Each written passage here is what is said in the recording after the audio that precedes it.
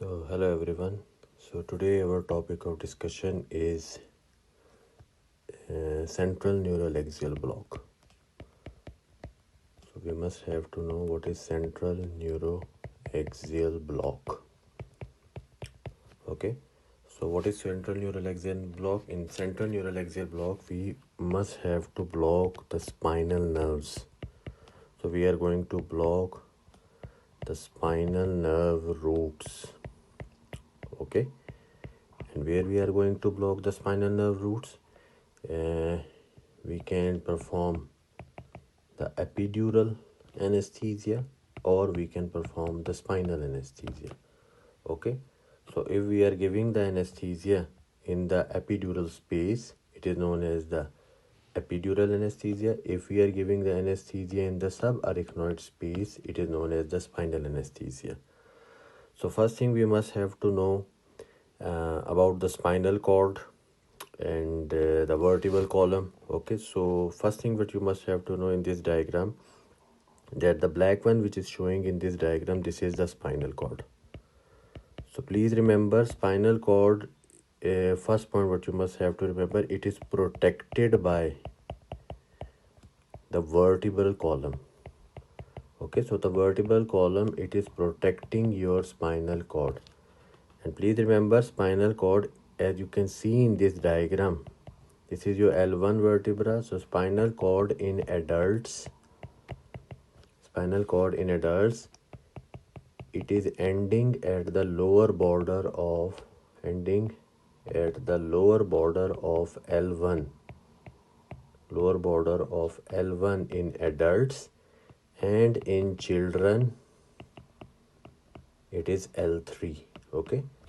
And one more important point in relation to spinal cord, you must have to remember that the length of the spinal cord, it is 45 centimeter long.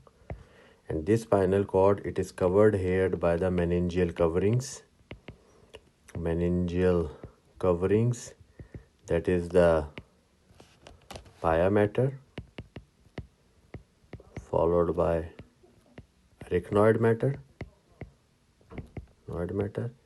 and the most outer layer, that is the dura mater. Okay, so spinal cord, it is covered here by the most outer by the dura mater, then arachnoid mater, and the most inner layer, it is the pia mater. Okay, and please remember that the your spinal cord is giving off 31 pairs of spinal nerves. So 31 pairs of spinal nerves. So now we see the diagram, and from diagram we must have to learn. So see here, this black one, that is the spinal cord. So it is ending at the lower border of L1. Okay, now this terminal end of the spinal cord is known as conus medullaris. So the terminal end of spinal cord, it is known as conus medullaris, and from here it is going to give the spinal nerves. Okay, so this is the terminal end of the spinal cord, which is known as conus medullaris.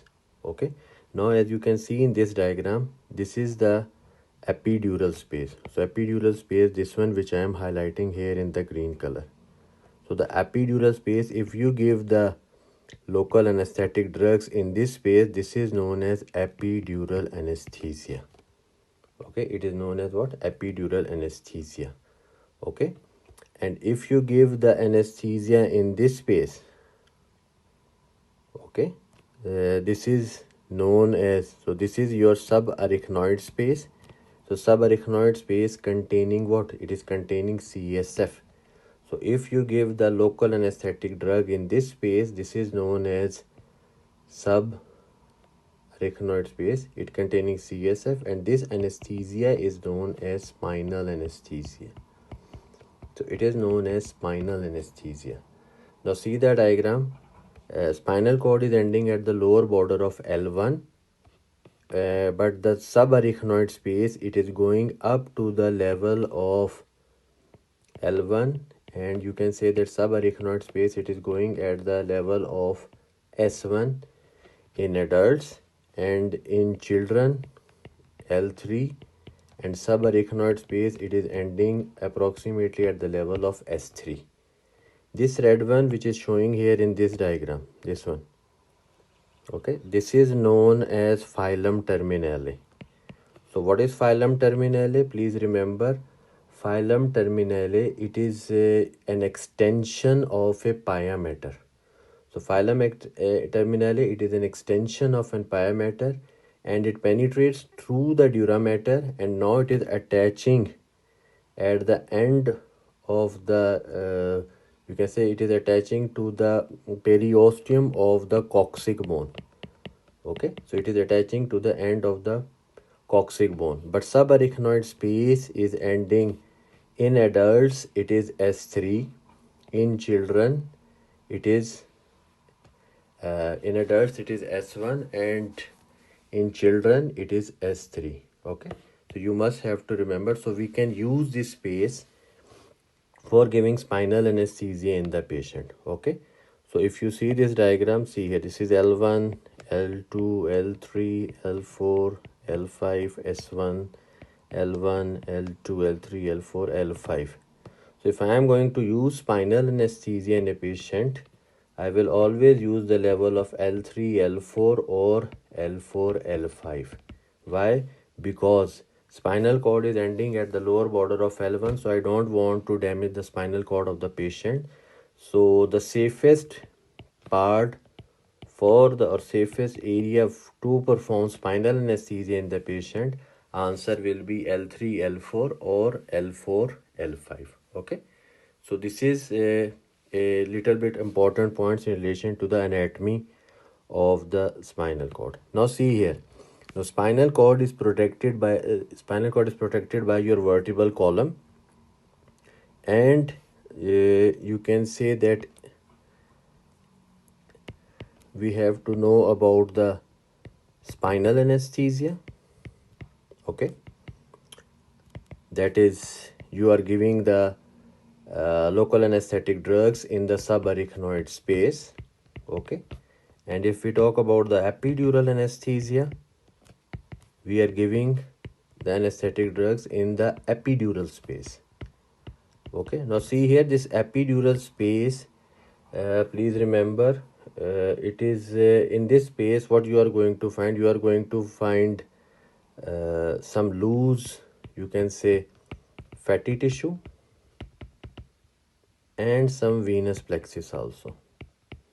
Okay, venous plexus also.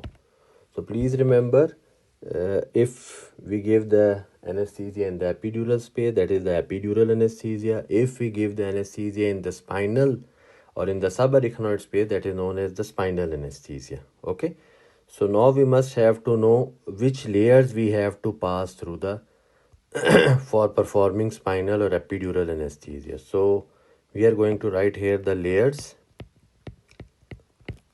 and first layer which is we are going to pierce, the answer is skin. Second is the subcutaneous fat or fascia.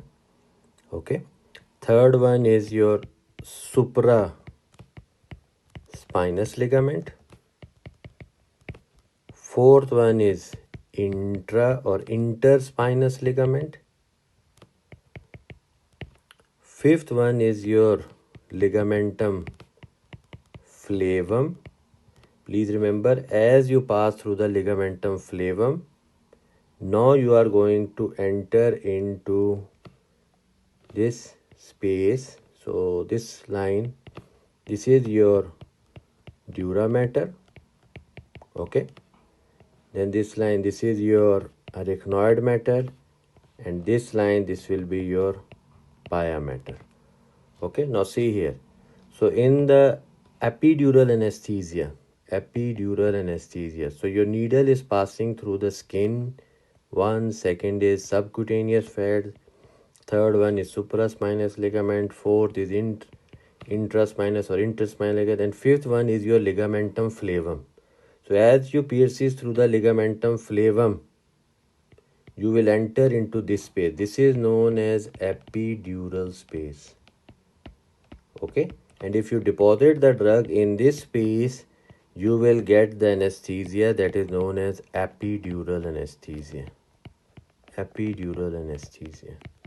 So when you pierces the ligament flavum, you are going to feel the first popping sensation because it is a very hard ligament. Okay. So if you deposit the drug here, this is known as epidural anesthesia. Okay. But if in spinal anesthesia, what we are doing? So in spinal anesthesia, our needle is passing through skin, subcutaneous fat, supraspinous ligament, intraspinous ligament, and when it passes through the ligamentum flavum, I am going to feel the first popping sensation. Then I pierces the dura mater. So when I pierces the dura mater, I will going to feel the second popping sensation. After passing through the arachnoid matter, this is your subarachnoid space. Okay, and in this subarachnoid space, okay, this is the CSF. Okay, so now if I deposit the drug here in this subarachnoid space, this is known as spinal anesthesia. So this is your spinal anesthesia, and please remember CSF will come out from here. Okay, so this is your spinal anesthesia. Now see the diagram here. This is the diagram which I am explaining to all of you. Now see here, this is the first layer.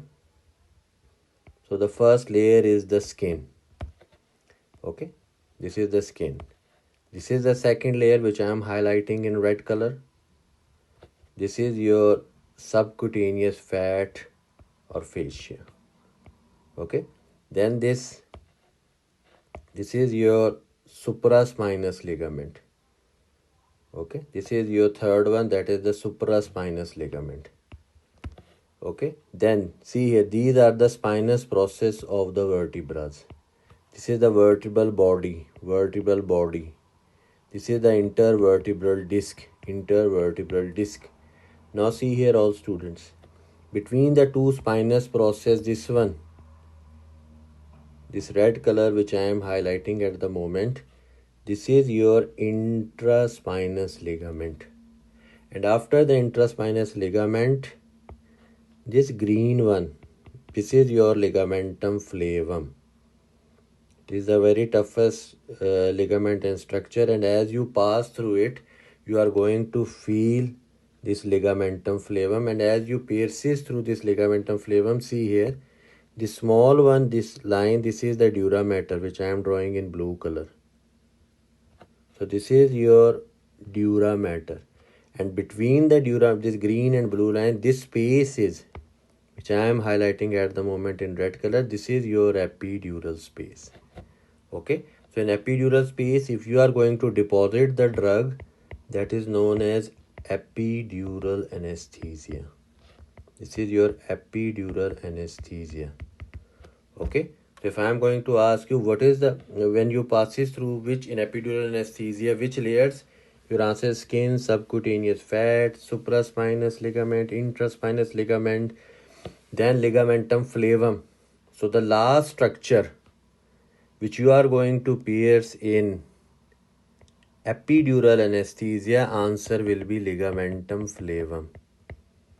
Then you enter into this space, this one, which is present between this green and blue line, this space. This is known as epidural space. Okay, and after epidural space, see here, I will slightly changing the diagram. Then you have this one, green, this is your arachnoid matter. Okay, and then this one is your spinal cord. Okay, this blue one, this is your spinal cord, and then you have this space, this is your subarachnoid space. So in this subarachnoid space, CSF will be there. Okay, so if I give the drug in the subarachnoid space, this is the spinal anesthesia.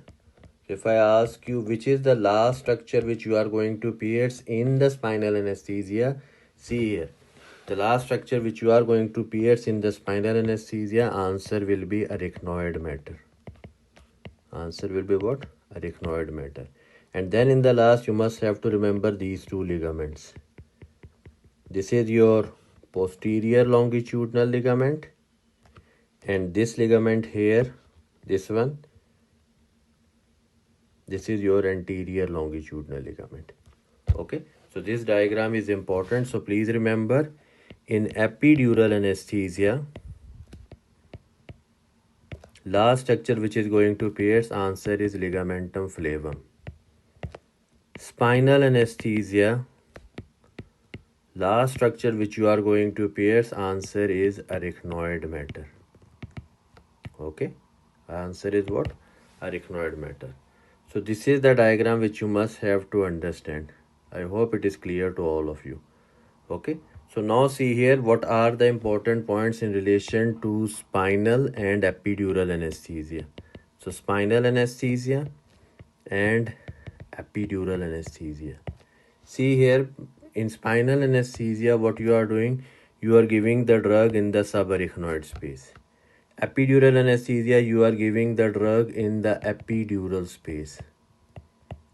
Okay. Spinal anesthesia, you are giving at L3, L4 or L4, L5 level. Okay, you are not going above. Why? Because you can damage here what? Spinal cord. This black structure, this is the spinal cord. It is ending at the lower border of L1 in adults.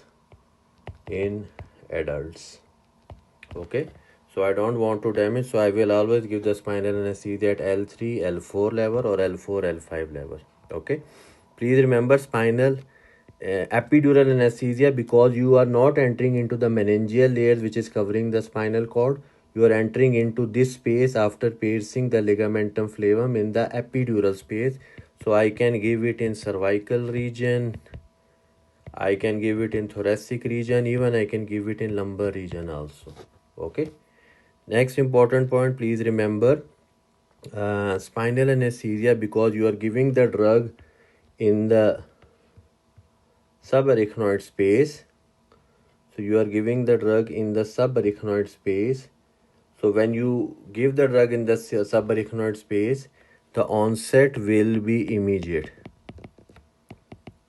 onset, because you are giving directly drug into the subarachnoid space which containing the CSF.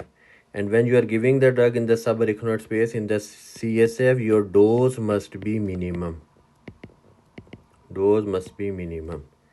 Here please remember the onset, because you are giving in the epidural space, the onset is delayed and drug amount is more as compared to your spinal anesthesia.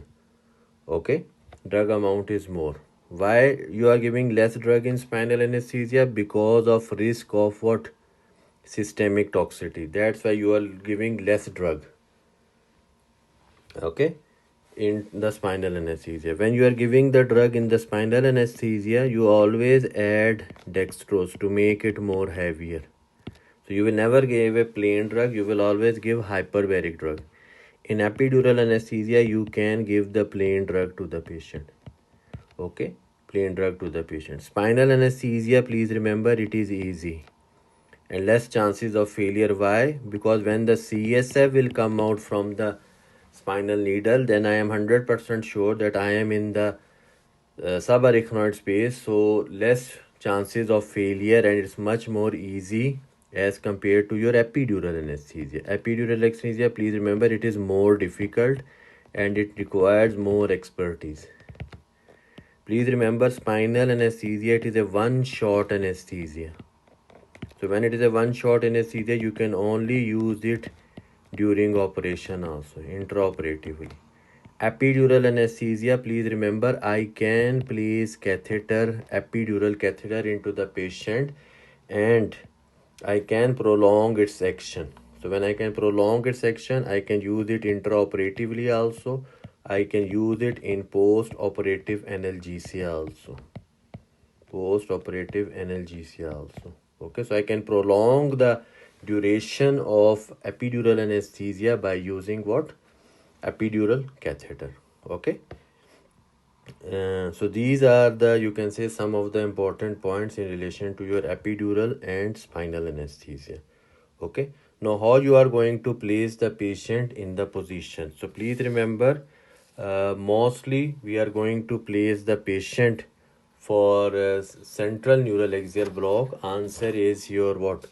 Answer will be that the procedure, as you can see in this picture, patient can be in the sitting position as shown in the picture, or patient can be in the lying position. Okay, so as you can see here the doctor is giving the epidural or spinal anesthesia in the sitting position. This is the lying position,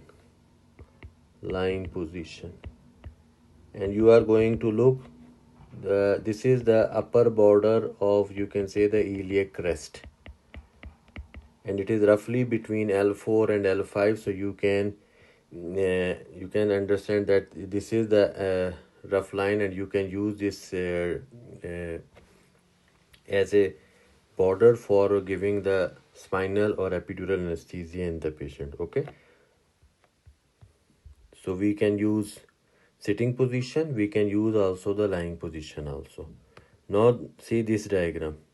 In this diagram we have, this is our epidural needle, this is the epidural catheter, okay, and this is our spinal needle. So how you can differentiate between an epidural needle and a spinal needle? See here, the markings are there. So if the markings are there on the needle, this is your epidural. In spinal, there are no markings. Okay, no markings in the spinal needle. See here, this one. So this is your epidural needle. So how you can understand that this is an epidural needle? Number 1 point. Okay, number 1, it is having markings. Number 2, it is having wings. Okay, and the most common epidural needle used is known as the Tuohy needle. This is the most commonly used needle. Okay, most commonly used needle, this is your epidural needle. Okay, and then we must, this is your spinal needle. See here everyone, so this is the spinal needle. How you can understand this is a spinal needle? See here, no markings, no wings.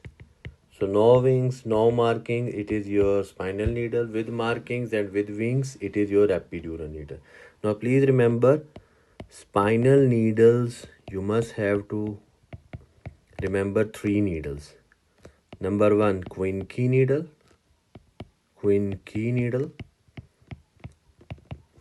Second is Sprotte needle. And third one is Whitcare needle.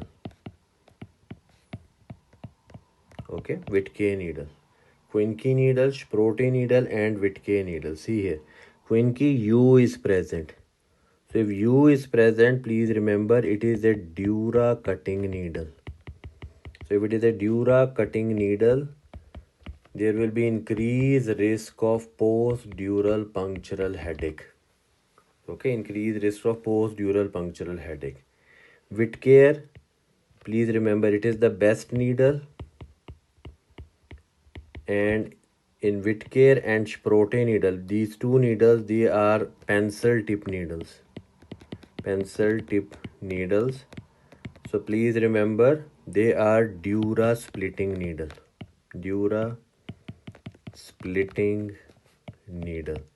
So when they are dura splitting needle, there will be what? There will be decreased risk of post-dural punctural headache when you are using Whitcare or Sprotte needle.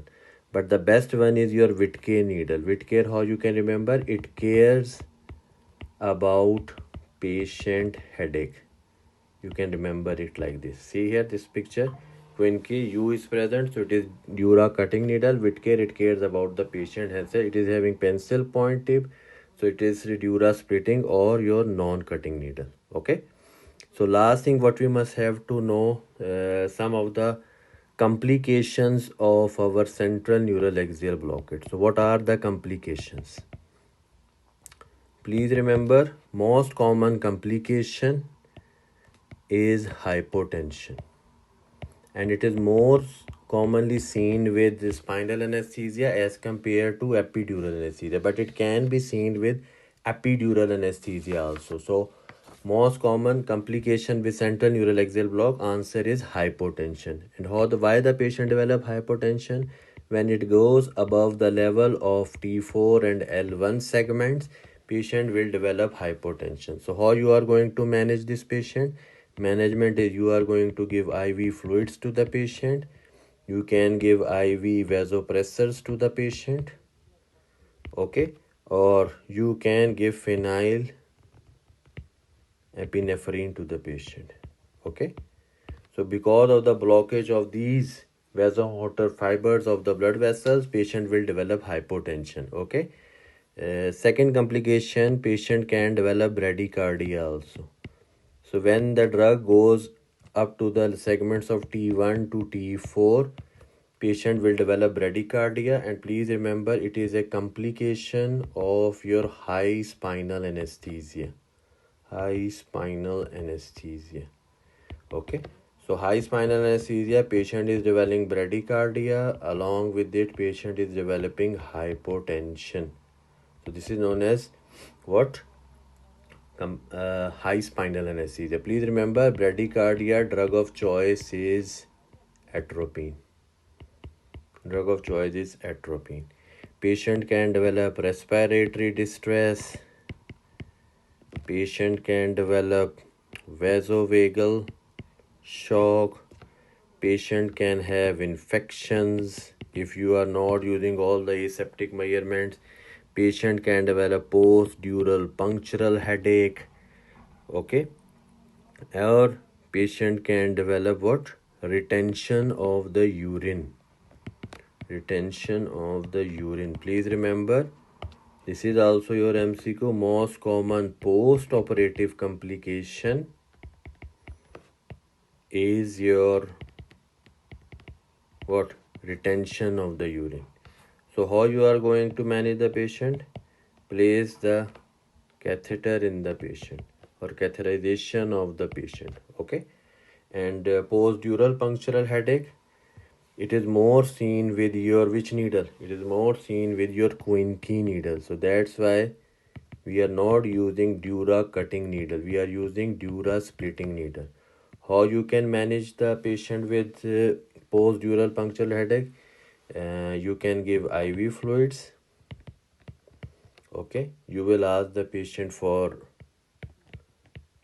bed rest, okay. IV fluids, bed rest, okay. And sometimes you can, why patient is developing post-dural puncture headache? Because when you are giving spinal anesthesia to the patient, there can be CSF leakage, and due to that CSF leakage there will be decrease in the intracranial pressure, and that decrease in the intracranial pressure can lead to the headache in the patient, okay. So what you are going to do?